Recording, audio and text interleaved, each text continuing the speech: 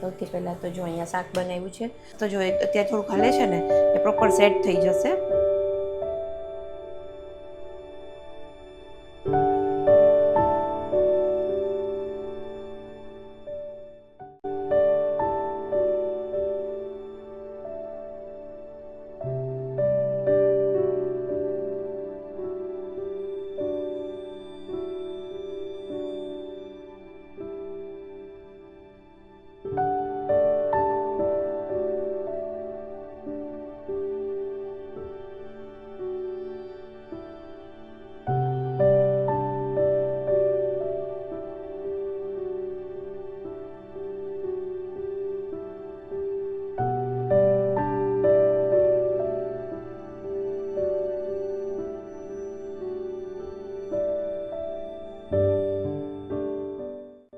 ઘણા સમયથી લીંબુ સ્ટોર કરવાના હતા ને લીંબુનો રસ, એટલે મેં કીધું ચલો આજે તો કરી જ નાખું. એટલે માસી આવી ગયા છે અને એનું કામ કરે છે. અને આજે સવારે જોયું કેટલા બધા મોર આવ્યા હતા. એ પછી નાહી ધોઈ અને સવારનું જે કંઈ બી કામ હતું એ કમ્પ્લીટ થઈ ગયું છે. અને હવે અહીંયા હું પણ લેમનનું જ્યુસ છે કાઢવા માટે બેસી ગઈ છું. અને જ્યારે આપણે લેમનનો જ્યુસ સ્ટોર કરવો હોય ને ત્યારે એવું કહે કે એકદમ છે ને એની છાલ ઘસી અને એનો જ્યુસ નહીં કાઢવાનો, નહીંતર એ કડવો થઈ જતો હોય છે. એટલે આ મશીન છે ને એનાથી જ કાઢવાનું. હેલો, નમસ્તે ફ્રેન્ડ, સ્વાગત કરું છું ફરીથી બધાનું એક નવા વિડીયોમાં. તો જો આજનો દિવસ સ્ટાર્ટ થઈ ગયો છે. આજે વાર છે બુધવાર, પ્રાણ પણ સ્કૂલેથી આવી ગયો છે અને પાછળ જો લંચ પણ બધું બનીને રેડી થઈ ગયું છે. આજ છે ને સવારથી જ લીંબુનો રસ કાઢવાનો હતો, સ્ટોર કરવાનો હતો. પછી શું હતું, મારા હસબન્ડના સંતરા ફોલવાના હતા કેમ કે એમને બી બપોરે ઠંડા જોઈએ. પછી શાકબાક સુધાર્યું, બધું ફ્રીજમાં થોડી બધી વસ્તુ સરખી કરી. અને આજે છે ને જો અહીંયા પાછળ વાલોર પડ્યા છે, દૂધ આવ્યું, છાશ આવી. આજે પણ ફરીથી ગામડેથી બધું આવ્યું હતું એટલે એ બધી વસ્તુ કરવાની હતી. માસીએ થોડાક ગાજર આવ્યા હતા ને તો માસી કહે કે હું એને કાપીને રાખી દઉં, પહેલાં આપણે સુકવણી કરીએ ને અથાણા માટેની, તો એમણે એ કરીને આપ્યા. એટલે આજે બધું સવારથી એ જ બધું કામ હતું. અને ગરમી બહુ સ્ટાર્ટ થઈ ગઈ છે. કિચનમાં છે ને આવીએ ને તો આ બધું બારીને ખુલ્લું હોય ને તો આમ બફારો આવે છે. ઠંડો પવન તો આવે છે પણ આમ ગરમ પવન આવે છે. અને જો પોરબંદરમાં આટલી ગરમી પડવા માંડી હોય ને તો ડેફિનેટલી બીજા બધા સિટીઝમાં તો ગરમી પડતી જ હશે. રાજકોટ, અમદાવાદ, બરોડા અને ક્યાંથી બધા લોકો જોતા હશે, ખબર નથી ક્યાં તમારે ગરમી પડે છે. કમેન્ટ કરીને બધા જણાવજો ને કોણ ક્યાંથી વિડીયોઝ જોવે છે. હાથ રહી ગયો તો મારો છે ને, પછી મોબાઈલ ચેન્જ કર્યો. હાલે હું એમ કહેતી હતી કે બધા લોકો ક્યાંથી વિડીયોઝ જોવે છે ને કમેન્ટ કરીને જણાવજો. જે રેગ્યુલર વિડીયોઝ જોતા હોય છે ને જે એની એવરીડે કમેન્ટ આવતી જ હોય છે, એમાં છે ઘણા બધા લોકો. કોઈ એક સુરત છે, પછી એક ટીકુબેન છે, એ રાજકોટના છે, પછી કોઈક એક બે અમદાવાદથી જોવે છે, કોઈકના રિલેટિવ્સ પોરબંદરમાં રહેતા હોય કે ક્યારેક ને ક્યારેક આવેલા હોય. પછી એક મધુરીબેન કોઈ કરીને છે, ટાંક માધુરીબેન છે, હા, એ કદાચ કેનેડાથી જોવે છે. એક પલ્લવી કરીને છે યુએસએથી, એ પણ એમના બી લગભગ વિડીયોઝમાં કમેન્ટ્સ હોય જ છે. તો જેમની એ લોકોની રેગ્યુલર કમેન્ટ્સ આવે છે. પછી કોઈક જોબનપુત્રા છે, એક રૂપલબેન રાયચુરા છે, ઘણા બધા લોકો છે. મને નામ એમ યાદ કરું ને તો ઘણા બધા નામ છે. એક અહીંયા પોરબંદરના જ છે, એક શ્વેતા પંડ્યા છે, પછી એક આશા સોલંકી છે. આમ રેગ્યુલર વિડીયોઝમાં કમેન્ટ્સ હોય ને એટલે મને નામ યાદ રહી ગયા છે હવે. તો તમારા સિટીમાં બીજા લોકો ક્યાંથી વિડીયોઝ જોવે છે ને એ કમેન્ટ કરીને જણાવજો સિટીનું નામ. અને અત્યારે કેવી ત્યાં ગરમી પડે છે એ બી કહેજો. પોરબંદરમાં તો ગરમી પડવા જ માંડી છે, લૂ લાગે છે. આમ છે ને ગરમી એટલે એસી કરવું પડે. આજે તો મેં કુકિંગ કર્યું ને ચાલુ, તો મેં પછી બધું માસી ગયા ને રોટલી થઈ ગઈ એટલે બધું બંધ કરી અને પછી શાક વઘાર્યું, સંભારો બનાવ્યો. તો એસી કરીને કર્યું કેમ કે એસી નાખ્યું છે કિચનમાં તો એનો કંઈક તો યુઝ થવો જોઈએ ને. રાતે તો કરું જ છું કેમ કે ભાખરીને બનાવું ને ત્યારે, બટ હવે બપોરે પણ કરવું પડે એવું લાગે છે. વેધરનું એવું હોય છે કે ક્યારેક આમ વધારે અત્યારે છે ને હીટ સ્ટાર્ટ થઈ છે એટલે થોડી વધારે આપણને લાગે. બાકી યસ, જો હું એવું કહેતી હતી કે ઇન્સ્ટાગ્રામનું છે ને આઈડી હું ડિસ્ક્રિપ્શન બોક્સમાં નાખી દઈશ. તો જે પણ લોકો મારા વિડીયોઝ જોવે છે ને રેગ્યુલર, એ લોકો થોડું ઇન્સ્ટાગ્રામમાં પણ ફોલો કરજો. યુટ્યુબમાં હવે થોડુંક મારું રેગ્યુલર થઈ ગયું છે તો હવે હું વિચારું છું થોડુંક ઇન્સ્ટાગ્રામમાં પણ રેગ્યુલર થાવ. ઇન્સ્ટાગ્રામમાં બિલકુલ રેગ્યુલર નથી કેમ કે એમાં બહુ એઝ સચ બહુ કંઈ જાજુ અપલોડ પણ નથી કરતી. બટ હવે વિચાર છે થોડી ઘણી રીલ્સ ને એવું કંઈક કેમ કે હવે વેકેશન પડશે તો થોડો ટાઈમ મળશે. એટલે શું કહેવાય કે જે લોકોએ ફોલો નથી કરતા એ લોકો ઇન્સ્ટાગ્રામ અને ફેસબુક બંનેમાં ફોલો કરજો.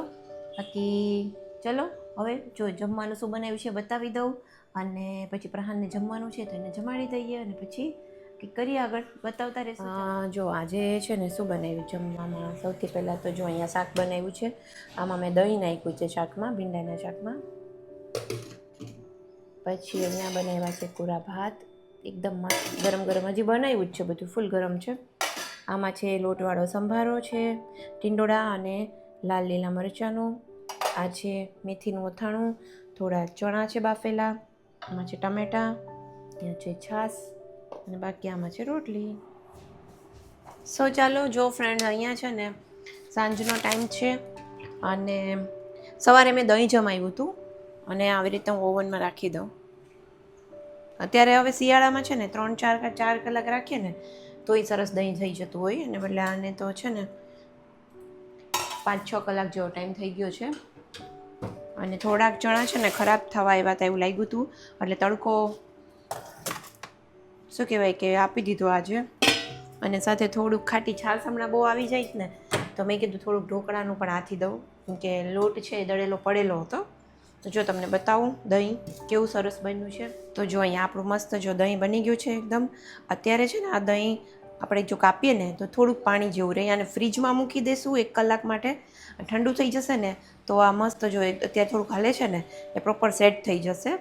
અને અહીંયા છે ને જો ઢોકળાનો આથો પણ સરસ આવી ગયો છે. ચલો 2 થાળી જેટલું થશે, 2 થાળી ઢોકળાની કરીએ અને અહીંયા દહીંને મૂકી દઉં. અને સાંજનો ટાઈમ છે અને કિચનમાં આવી ગઈ છું. અને હમણાં છે ને ગરમી સ્ટાર્ટ થઈ ગઈ એટલે લાલ કીડીઓ નીકળે છે, તો અહીંયા થોડોક મેં સ્પ્રે કરેલો હતો કે ત્યાંથી કીડીઓ આવતી હતી ને, તો મેં તો હવે છે ને ત્યાં એક કપડું મારી દઉં, કિચનમાં રસોઈને બધી સ્ટાર્ટ કરું ને એના પહેલાં. અને ત્યારે પ્રહાનને છે ને આજે ખાવી છે ગાર્લિક બ્રેડ. ઘણા સમયથી મહેનત બનાવી, લગભગ અમે આ નવા ઘરે રહેવા આવ્યા ને ત્યારેથી જ પાઉં ને બધી વસ્તુ લાવવાની ઓછી કરી દીધી છે, એટલે હમણાં બનાવી જ નથી. પહેલાં છે ને હું પાઉં જ્યારે વધી જતા ને તો એમાંથી જ પ્રહાનને થોડુંક એવું આમ DIY જેવી રેસીપી બનાવીને આપી દેતી, તો એને ટેસ્ટી લાગતી. એટલે આજે કહે કે મને ખાવા છે, તો આ વખતે છે ને પહેલી વાર સ્પેશિયલી પાઉં મંગાવ્યા છે કે હું તને ગાર્લિક બ્રેડ બનાવી આપીશ એના માટે. તો મેં જે સુરતી પાઉં આવે છે ને આપણે ભાજી માટેના, એવાળા પાઉં મંગાવ્યા છે. અને બહુ જ એકદમ સિમ્પલ ક્વિક ફટાફટ થઈ જાય છે. પહેલાં છે ને જ્યારે બી કોઈ ગેસ્ટ આવતા તો હું પાઉંભાજી બનાવતી અને મને પણ ભાવતી, એટલે પહેલાં હું રેગ્યુલર ઘણી વખત બનાવતી, એમ કે ને મહિનામાં 2 વખત તો બનાવતી જ. અને ભાજી છે ને પાઉં સાથે મને વધારે ભાવતી, એટલે પાઉંનું ક્યારેક મેઝરમેન્ટ ન આવે તો વધી જતા પાઉં. પછી હર વખતે વધે તો શું કરવા, એટલે 1-2 વખત છે ને મેં આવી રીતના ટ્રાય કરી હતી. મેં કીધું ચલો ગાર્લિક બ્રેડ ટ્રાય કરું, તો એ સરસ લાગી હતી પ્રહાનને, એટલે આ વખતે મેં કીધું ચલ બનાવી આપું. અને પાઉં જો આવી રીતના છે ને થોડાક મેં વચ્ચેથી પણ સ્લીટ કટ કરી લીધા છે અને ઉપરથી આવી રીતે નાના થોડા પીસ કરી લેવાના, એટલે પ્રોપર બટરને ચીઝ ને જે બધું છે ને એની અંદર સરખું સોક થઈ જાય એટલા માટે.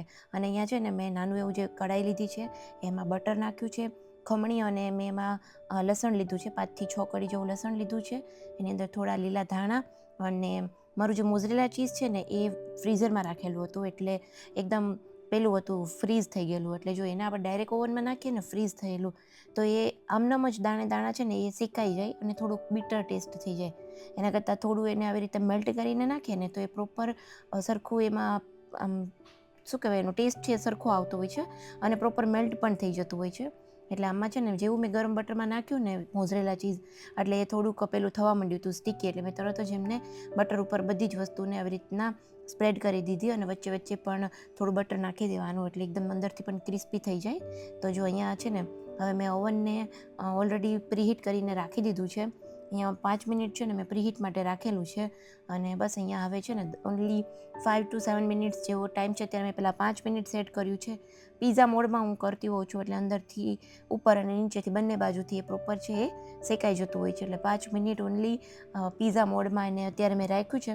જરૂર લાગે તો પછી અનધર 5 મિનિટ્સ છે એ કરી લેવાનું, બટ 5 મિનિટમાં થઈ જતું હોય છે, કેમ કે આ પાઉં છે એ નાની નાની સાઇઝ છે અને રેડી છે, એટલે એકદમ તરત જ ક્રિસ્પી થઈ જશે. આ રેસીપી એમ બહુ ઇઝી છે અને ખરેખર ટેસ્ટમાં બહુ સરસ લાગતી હોય છે. જ્યારે બી પાઉં વધે ને તમારે, હું એવું નથી કહેતી કે નવા લઈ અને બનાવજો, પણ જ્યારે વધે ત્યારે આ રેસીપી છે ને એ જરૂરથી ટ્રાય કરજો.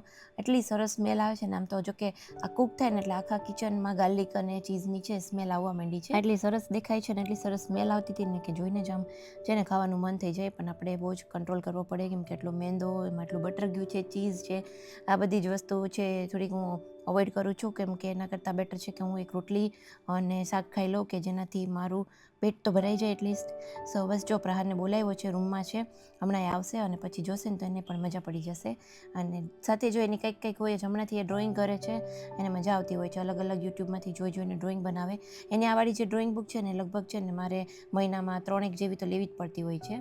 એ કાં પછી કલરિંગ કરે, કાં શેડિંગ બ્રશથી કંઈક કરતો હોય, અલગ અલગ પ્રકારની ડ્રોઈંગ્સ કરતો હોય છે, અને જોઈને એને પણ મજા આવી ગઈ. તો બસ જો ફ્રેન્ડ્સ, આ તો એક નાનો એવો વિડીયો આજે હમણાં છે ને થોડું ઘરે કામ ચાલે છે, હું નેક્સ્ટ વિડીયોમાં શેર કરીશ. તો આ વિડીયો આપણે અહીંયા જ એન્ડ કરીએ. વિડીયો ગમ્યો હોય તો વિડીયોને લાઇક કરજો, શેર કરજો, ચેનલ પર નવા હોય તો ચેનલને સબસ્ક્રાઈબ પણ જરૂરથી કરજો. જલ્દીથી મળીશું. Bye bye.